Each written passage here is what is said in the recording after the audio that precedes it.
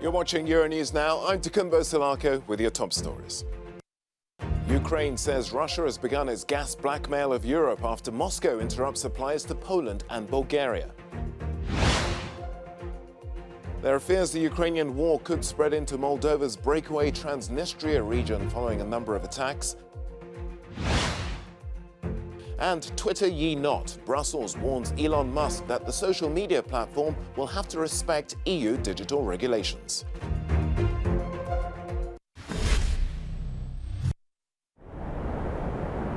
Polish and Bulgarian officials say Moscow is cutting off natural gas deliveries to the two countries from Wednesday due to their refusal to pay for them in rubles. They were informed of the decision by the Russian state-owned company Gazprom. The cut-off will hit supplies to Poland through the Yamal-Europe pipeline via Belarus and to Bulgaria via the Turk Stream pipeline. Poland has been receiving some 9 billion cubic metres annually, around 45% of its needs. Europe, especially Germany, buys large amounts of Russian natural gas, but Moscow had threatened to stop supplying what it called unfriendly countries over their support for Ukraine unless they paid in rubles rather than the usual euros or dollars.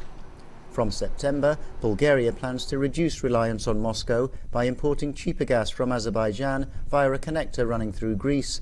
The pipeline is in the final stages of construction and tests are already underway. Russian company Lukoil Neftechim uses the oil port and refinery in Bulgaria's eastern city of Burgas on the Black Sea. It operates through another Russian company, Litasco, registered in Switzerland, that so far allowed it to avoid sanctions.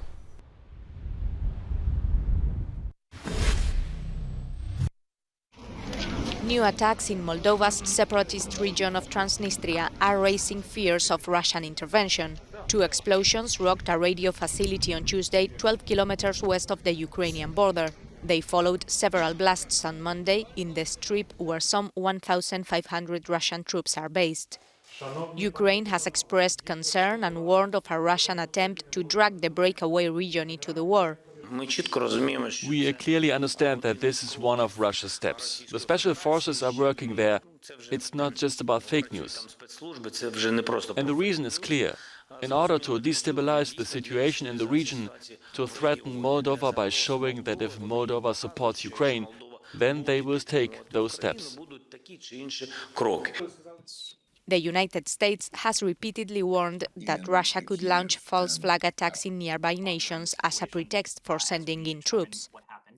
We reiterate the Moldovan government's call for calm in response to these incidents, and we fully support, as you have heard us say before, Moldova's territorial integrity and sovereignty. We respect its constitutionally guaranteed neutrality. We don't know all of the details beyond regarding what transpired yesterday, but we do remain concerned about any potential attempts to escalate tensions. Russia has admitted that wants to create a corridor from the Donbas to the annexed Crimean Peninsula and will not stop until it seizes southern Ukraine and links it with the pro-Russian breakaway region of Transnistria in Moldova.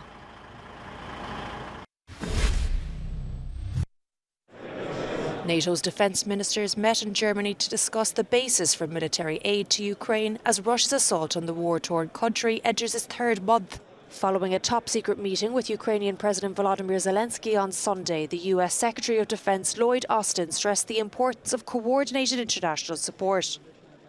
We had a warm and candid and productive discussion with President Zelensky and his team about the support that we're providing and the capabilities that Ukraine needs, and Ukraine's changing requirements as the battle shifts to the Donbas and to the south, because we're going to keep moving heaven and earth so that we can meet them. The Bundestag has been accused of failing to supply Kyiv with heavy weapons. However, German lawmakers have now agreed to offer Zelensky Gepard anti-aircraft systems from the country's military stocks. Meanwhile, Finland's navy is preparing for 2 days of war drills with the US-led alliance. 3 NATO warships and 2 Finnish minehunters will be used in the exercise, as Helsinki considers joining the 30-member partnership.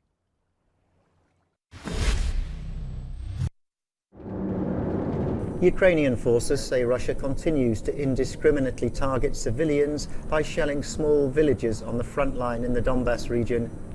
An advisor to the Interior Ministry said Russian forces are also bombing bridges and railways to delay Western arms shipments to Ukraine. The comments came after a strategic bridge linking the southern Odessa region with neighbouring Romania was targeted. The Kremlin's Defence Ministry spokesman, Igor Konashenkov, said on Tuesday that Russia's Air Force had hit 32 military facilities in Ukraine during the day. He also said that Russian missile forces and artillery destroyed 2 Ukrainian multiple-launch rocket systems near Berezivka and a Buk M1 air defence system near Komar village. Meanwhile, Ukrainian President Volodymyr Zelensky and Deputy Prime Minister Irina Vereshchuk visited a hospital in Kyiv on Tuesday. They met children evacuated from Mariupol, whose parents were killed during fierce fighting in the city. The presidential office said the victims were brought back to Kyiv after first being moved to Russian-controlled territory.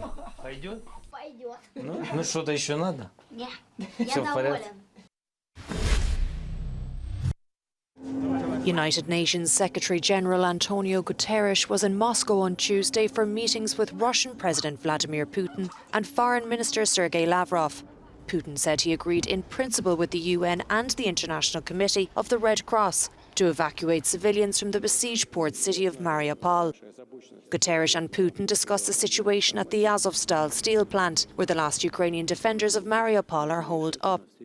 The Russian leader acknowledged that the situation is tragic and said he still hopes for a positive outcome in Ukraine talks. Negotiations are underway. They are currently running online. I hope that this will lead us to some positive result. But the United States says it does not believe Vladimir Putin is serious about meaningful negotiations in Ukraine. After his visit to Kyiv, the US Secretary of State Antony Blinken also reiterated his promise that US diplomats would return to Ukraine as of this week. Securely reopen the embassy in Kyiv.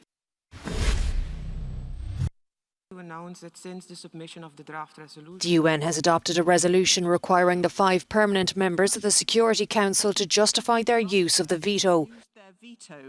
The move follows Russia's decision to exercise its veto right following its invasion of Ukraine, as Susan Tehrani reports.